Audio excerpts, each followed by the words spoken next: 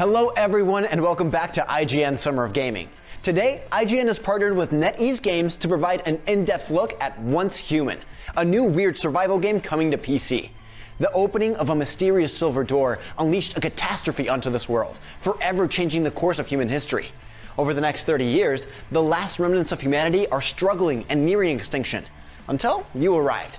Little by little, you'll gather resources in your struggle to survive and heal the land from the otherworldly terrors. No spoilers, but I'm digging the weird fiction aspect of this trailer, along with a more than winking nod to a cosmic horror author.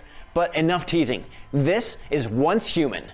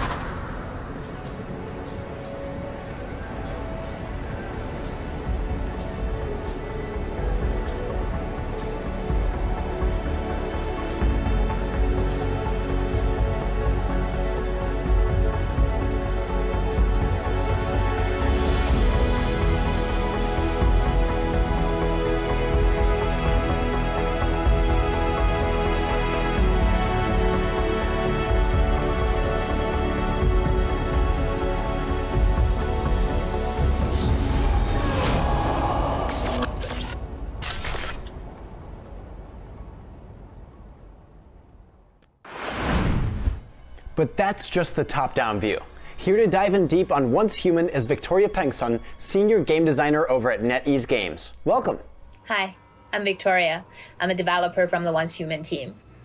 I'm in charge of putting together the big world of the game, designing levels and environments, as well as developing non-player characters and their background stories. Once Human is a new weird survival game. But what is new weird? Well, New Weird is a literature and film genre that emerged in the mid-20th century, and it features unexplainable, incomprehensible horror, which is related to cosmic horror, some urban myth, and sci-fi stories. A good living example of this genre could be the SCP Foundation database that is quite popular these days online, and we did to some extent get inspired by them. I love SCP, so this already sounds amazing, but what's unique about Once Human and what separates it from other survival games? Once Human features a post-apocalyptic world where humanity has fallen after the havoc of Stardust. We have players named Beyonders in the game, and they have to face the threats of the unknown horror.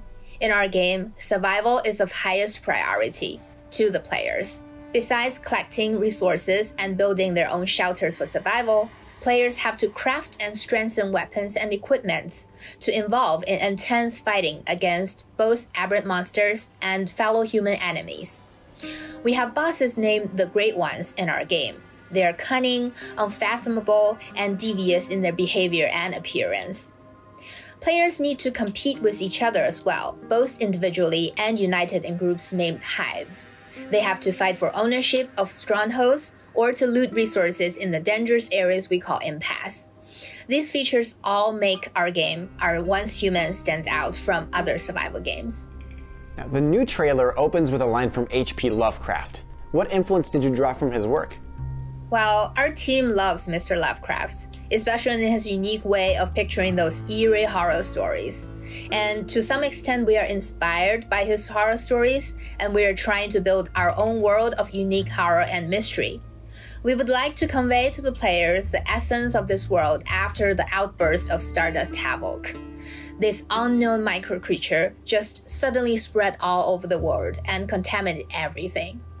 And we have monsters emerge and invade the world, and there our players, Beyonders, stands as a hero confronting all of this ever-changing and still unknown disaster.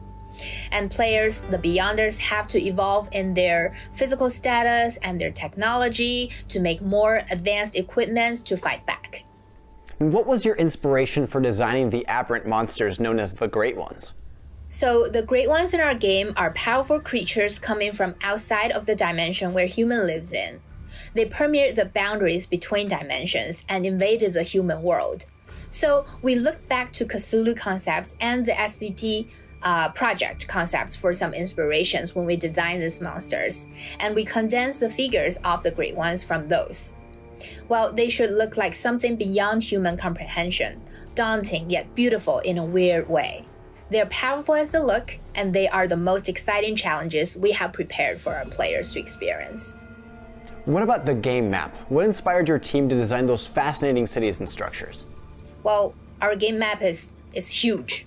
So basically, the story happens on a big island named Nalcott. And on the island, there are generally 4 different areas. For example, there is the Blackfell region, which is in the east on that island, and it features marshes, moors, and deserts. And you can experience sandstorm weathers from time to time in this area. And other areas all feature its own geological structures and its unique landscapes. For example, Arkham Mountains in the north is cold and snowy and dangerous, and is decorated with a lot of plane crash sites. And in the west, there are the Great Plains, and it looks friendly there, but it actually has the largest complicated underground subway tunnel systems. So you can actually explore into those dangerous tunnels and caves hidden there, meeting a lot of enemies. Now, this map is huge. What can players do in this massive map? Well, the map is big, and what you can do in it is kind of countless. You can do a lot of things. At first, you can probably freely explore the game world on the big map, and you can choose the best spots that you like to build your own shelter. You can build your shelter as you wish. You can design it. You can put as many structures as it's limited in your shelter. And to build your shelter, you have to collect resources first. There are over 100 types of different resources that you can collect in our game. And some of them are natural resources like logs, stones, ores, and water, and animal products like hide and raw meat and stuff like those. And you can also loot the human strongholds to find scraps like industry products, and you can decompose them into useful materials to craft items. In terms of survival shelter building, you can build structures, and you can actually decorate your home using like green plants and clocks and furnitures and so many different things. Oh, I love decoration, so I'm definitely going to spend hours in that part of the game. But do you have any tips on how players can survive in the wilderness? Well, first of all, you have to pay attention to your physical functions. Like, you have to ensure that you stay hydrated, you stay stomach-filled, and you're sane enough to survive. If you dump yourself too long in the polluted water, you probably get diseases and delusions, and you have to find medicines to cure those. So craft and use various items, like consumable items, to ensure that your physical status is always in the healthy range. It's very important in terms of survival. And also, you have to learn to improve your equipment and weapons. You can add attributes and potential skills to your weapons. You can craft like gun perks, and from blueprints, you can get like rare and higher quality weapons. So you have to explore the big world to find these gun perks and blueprints. Also, you probably need to form alliances with other players, and working with allies can boost the chance of defeating the Great Ones. And also, you form groups like Hive, and you can actually cooperate with your fellow Hive members to challenge other players. And how do PvE Great One invasions work? Can they be soloed, or do they need teamwork? Well, the Great One invasions can be encountered in different level areas of the map. And basically in one level area, there will be 1 to 2 Great Ones that you can find. And each Great Ones will have basically 4 different difficulty levels, and you can unlock the higher level after you finish the previous one. So higher level Great Ones will definitely be more destructive and cause a lot more damage to you. If you are confident enough in your battle moves, in your combat skills, and in your equipment and weapons, you can solo the Great Ones alone. But generally, we recommend that 2 to 4 players team up and challenge them. Since the Great One invasion is such difficult PvE challenge, we also prepared generous rewards for every player who successfully contained a beast in their dimension. Now, what other PvE content is in the game? Actually, besides the Great One invasion we just talked about, we have the raid dungeons, and we have various world exploration missions. Talking about the raid dungeons, well, they are at various locations around the world, and they feature prolonged exploration in the dungeon. Basically, there will be 2 to 3 bosses in one dungeon, and in each stage there will be 1 boss. And the battles in the dungeons are more intense, and it features a lot of battle mechanisms that you have to deal with. So we recommend that players team up, maybe 4 players form a team to challenge these dungeons. Besides intense battles, you can also loot the chest in the dungeons between battles, and you may find interactive pieces of paper, interactive computer terminals that you can actually get a lot of story information from them. These story slices sometimes provide a lot of important clues that will guide you to better perform your world exploration. Besides PvE, we know that there's also PvP. How does that work? In terms of PvP, we basically have 2 main modes of PvP, and one is called Stronghold Conquest. In terms to join this, you have to first form groups called Hive. Hive is a group that can accommodate 30 to 100 people each, and hives can occupy and compete for resource areas around in the big world. Different hives can definitely attack each other, so when one hive declares war on another, the system will automatically pick 2 leaders, 1 in each hive, and they have to recruit their teams of attackers and defenders. Then the attackers team need to gain dominance over the defenders' beacon area in a limited time, so as to have control over that resource area. And the defender team have to build defending constructions in the resource area and guard and stand their ground. There is also free PvP in the impasse zone. So indeed, the impasse zone is a PvE-VP exploration area. So players team up and different teams just enter the impasse zone at the same time. You have to deal with non-player enemies like Aberrant monsters or a set of soldiers. And at the same time, you have to be aware of sneak attacks by other players, because everyone is competing for the rare resource called source in that area. And if you defeat another player and loot his body, you will get a large amount of source. And what rewards are there for players who participate in PvP? In Stronghold Conquest, you can get gun perks, gun blueprints. You can get the energy link and Stardust Cortex, which is all possible rewards for players who participated in a Stronghold Conquest between hives. And these are all valuable resources that you can use to strengthen your build and use to craft powerful weapons. In the impasse, players can farm the resource named Source, which can be converted to Stardust Cortex. And if you use some Stardust Cortex when you craft your weapons and equipments, they will add random perks to your weapons and equipments. And also you can use them as money to exchange for other items in the non-player characters' inventory stores. It is located in a lot of human strongholds. Now, what kind of firearms and weapons are available in the game? Can they only be crafted, or can you find them out in the world? Well, firearms are the most important combat weapons in our game. In terms of types of firearms, we have so many. We have pistols, we have assault rifles, we have light machine guns, we have shotguns, we have sniper rifles, and we have submachine guns. In total, there are over 70 different types of firearms, and each firearm has its own shooting, feel, and characteristics exactly as it is in this reality. These firearms, well, you can find some in your world exploration, but those are kind of basic weapons. If you want to get like powerful and more advanced firearms, you have to craft them from blueprints. The key resources that can be obtained by purchasing, upgrading personal territory, and you can complete tasks to get rewards of those blueprints, and you can find some scraps of the blueprints in your world exploration. The rarer the blueprint, the higher the quality of weapons you can craft. What sort of customization options are there for the weapons?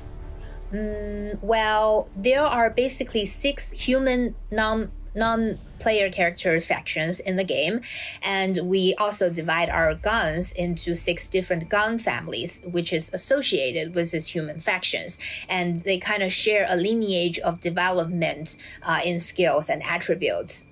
And players can also modify your guns, like improve the stability of the firearm. You can probably optimize the recoil, enlarge the magazine capacity by adding accessories to the guns. And these accessories, you can also loot them from strongholds or craft them based on accessory blueprints. Also, firearms have another important attribute called gun perks. Firearms with, different rarities have different numbers and different levels of gun perks it can be assembled to it. By assembling these gun perks, you can give your weapon a lot of passive skills like chain damage, damage boost, freezing, ignition, automatic reload, and so on. So combining these gun perks with your passive skills and with your player's active skills, you can actually form countless, numerous builds, and this will definitely enrich your combat experience. Now, is there anything you'd like to leave players with before they explore Once Human? Well, I very much hope that Once Human will be ready for players as soon as possible in the future. And also, as a designer of Once Human, I am looking forward to see more and more survival game lovers join us, start their journey in Nalcott, and to experience exciting combats and explore the fascinating world with us. And there's a final advice for everyone who is trying to start their journey in Nalcott. Be sure to collect enough copper ores in the Sirius Island area, as much as possible. You won't regret getting them. Victoria, thank you so much for joining me. I've got to go prep for a battle against some Aberrant ones, but in the meantime, here to discuss the creature designs and cosmic horror / weird fiction roots of Once Human is IGN's Brian Altano and Max Scoville. Weird fiction is a subgenre of supernatural and horror fiction that dates back to the 19th century and is still enjoyed to this very day. That's right, authors like Robert W. Chambers and H.P. Lovecraft breathed life into the subgenre with The King in Yellow and the entirety of the Cthulhu mythos, respectively. And to this day, weird fiction's influence echoes throughout time and can even be found in contemporary media like Stranger Things. Yep, so to celebrate all things weird fiction, we thought we would take a look at some of the aberrant monsters and rather strange environments in Once Human. So let's start by taking a look at some of Once Human's boss monsters! Boss monsters! Boss monsters! All right, first up we've got the tree ant, who clearly has some tree ant-like characteristics, but is also very clearly, not of this world. Definitely, I'm gonna go ahead and say this is more of the kind of demon tree from Evil Dead than it is like friendly old Treebeard from Lord of the Rings. This is a very scary tree creature. Yeah, Evil Dead kind of made trees weird for me, and this creature will continue to invite that legacy of horror into my brain. When trees do stuff other than be trees and take forms that become human-like, don't like it. It's Not scary and gross and creepy. Also, he's got this weird little, these things hanging off the top of his head. He's got that weird little goatee thing going on with his tree stuff, and then he's got 4 eyes. Yeah, I don't care if you're a tree or a person. I don't like that little facial hair, that little goatee thing. I don't think anyone can pull that off. All right, here we got the Rabazex, who's clearly got some demo dog to him. Definitely getting some kind of lanternfish vibes too, you know, like, but it's instead of having like a little tiny, you know, little light thing to attract people, he's got this just energy blast of whatever, you know, cosmic unthinkable power that is. And, you know, still it's got those little, you know, dangly whiskers there and that giant horrifying mandible. Yeah, plus these, you know, like weird back claws he's got in his hands and feet. He's got this kind of like brolic look to his legs. He's definitely pretty jacked there. And he's got these gross open wound mouth things that look like they might have stitches on them. I can't tell if those are stitches or teeth. All right. Love this one right here. This is a beautiful, beautiful beast. I don't really know what the plan is in terms of this creature living its day-to-day, outside of just killing. Killing seems to be the primary objective here. We've got this huge claw and a huge minigun, which is great. Just a good thing to have on your arm. I don't know if he put that there himself, if he actually fell asleep next to it and it grew in, like kind of got grafted, or if, you know, this is just a horrible experiment and he wants no part of it. So he's just going to do the best he can and kill everyone. Oh, all right. We love it. We love it. I don't. No, thank you. This is an Araxium, and clearly there are some spider influences, thus the Iraq, and also thus the me being deeply uncomfortable because I don't like those things with the 8 legs. No, thank you. Yeah, this is a, you know, like this is a basically a big collective of various phobias here. You've got the tryptophobia thing, which is like the weird circles in the back. I have a fear of women's hair in the shower drain because I have to clear that out every now and then. That's gross. And so this one's got like, it's got a full on like human head, I believe, with hair. It's got this big pussy butt full of green circles that are like disgusting. Oh, well, come on, what is that? That's disgusting. And then you've got that little elephant trunk nose. I think it's called like an ovipositor. Yeah, it's like what the queen alien has. It's the big egg sac. Bloop, yes. Bloop, bloop. Yeah, can we look at something else, please? Thank you. Okay, perfect. Yeah, now we're getting a look at some environments. This one's really cool. This is a dilapidated gas station that has been overrun by weird floating creature people. They're human-esque for sure, but they've got some very not so human elements to them, such as the elongated limbs and weird dangly fingers. Some of them are even missing body parts, which I guess is, you know, it's helping them to float because you can get around a little easier. Yeah, this is giving me some Stranger Things vibes for sure. Like, you definitely have more of a sense of this being sort of small town America or wherever. This is like, where are we? Seems pretty safe to assume this is Earth, and it's a place where there used to be gas stations, but now things have gone somewhat literally sideways. Mm-hmm. Oh my. Oh boy. Okay, so right off the bat, blood lake or pus or some sort of horrible, toxic, weird, viscous, disgusting liquid that has covered the earth during a rainstorm, and we've got flying tentacle octopus monsters in the sky, and then people in just mucking around down there looking for something. I don't know. Yeah, I think they might be looking for a way out, or what is that, like a golden corral? There's a sign up there. It looks like they're trying to go get a bite, but yeah. No, this is very much, quite literally drenched in ichor, which is one of the tenets of like Lovecraftian stuff. Is really, it's a fancy way of saying slime. And then over on the right here, you've got like there's stuff growing. There's like sort of plant seems like the wrong word, but it's giving me, again, with the Lovecraft, kind of color out of space. Like it's this, something came from far away and now it's proving to be quite an invasive species of some sort. It's just growing every which way. There's like little tendrils and things. It looks like there's kind of spores around the light up there. And, lightning. Why not? Weird fiction will continue to spread its influence on all of pop culture for eons to come. So check it out yourself when Once Human releases on PC sometime soon. For everything monsters, you're already in the right place. IGN. Can't spell monsters without IGN. It's not even remotely true, but you could try. Well, that about wraps things up for this presentation. Once Human is releasing on PC with a release date coming soon. And just because the stream's over doesn't mean the party's done. Tomorrow we're covering the Xbox Bethesda showcase and then the PC gaming show. And for more on all things gaming, stay tuned to IGN.com.